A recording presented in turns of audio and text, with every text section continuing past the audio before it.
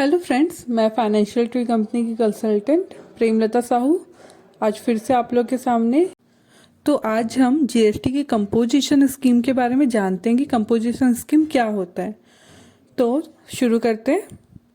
तो पहले क्या होता था, जो भी जितने भी बिजनेसमैन होते थे, या तो छोटे बिजनेसमैन या बड़े बिजनेसमैन, सबको एक ही जीएसटी रिटर्न फाइलिंग करना पड़ता था, बार बार प्रोसेस करना पड़ता था। तो इस प्रोसेस से बचने के लिए अब गवर्नमेंट ने ये एक जीएसटी कंपोजिशन स्कीम लागू किया है।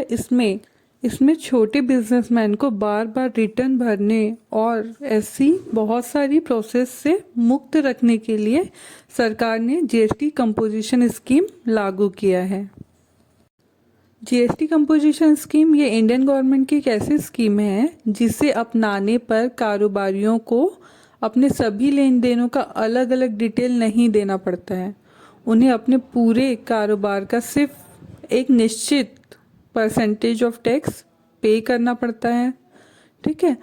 जिसमें वस्तु जो भी गुड्स का अगर कोई बिजनेस कर रहा है तो उसके लिए 1%, और अगर सर्विस का बिजनेस कर रहा है, जो सर्विस दे रहा है एक दूसरे को, उसके लिए अलग कैटेगरी है जो 5 से 6% तक है। और इससे कम टर्नओवर वाले बिजनेसमैन को यह स्कीम अपनाने की बिल्कुल छूट दी गई है।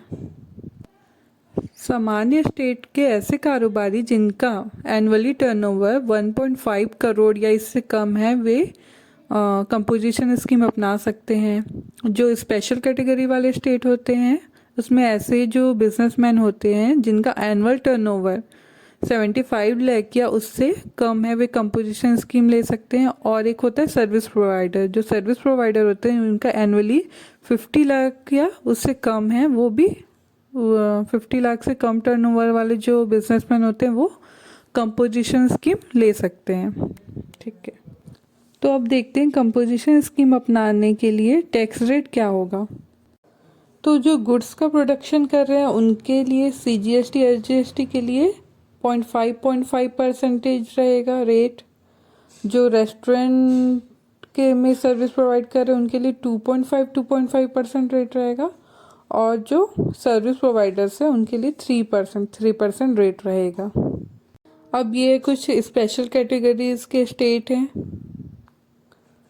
अब देखते हैं जीएसटी में कंपोजिशन स्कीम कौन नहीं ले सकता है। जो आइसक्रीम, पान मसाला, टबैको ये सब का प्रोड्यूस करने वाले हैं। जो इंटर स्टेट सप्लायर्स हैं, एक स्टेट से दूसरे स्टेट में जो सप्लाई करते हैं वो। जो कैजुअल टैक्सेबल पर्सन और नॉन रेसिडेंट टैक्सेबल पर्सन है वो।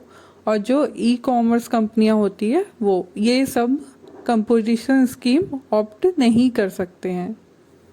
अब देखते हैं कंडीशन क्या है कंपोजिशन स्कीम डीलर्स की।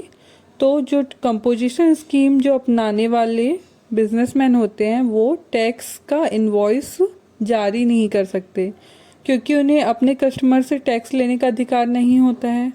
इसके बजाय अगर कोई भी बिजनेसमैन को अपने जेब से टैक्स देना पड़ रहा है तो इन्हें अपने बिल के ऊपर इस बात का ये उल्लेख करना होगा कि वो composition taxable person not eligible to collect tax on suppliers.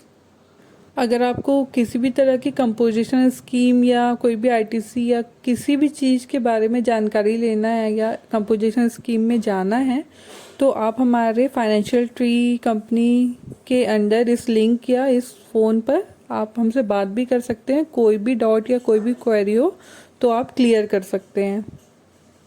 इस वीडियो में मैंने छोटी छोटी जो इम्पोर्टेंट बातें हैं वो कवर कर दी है। तो कैसी लगी ये कंपोजिशन स्कीम की जानकारी, आप हमें कमेंट बॉक्स में ज़रूर बताएं। तो अब मिलते हैं नेक्स्ट वीडियो में। Thank you.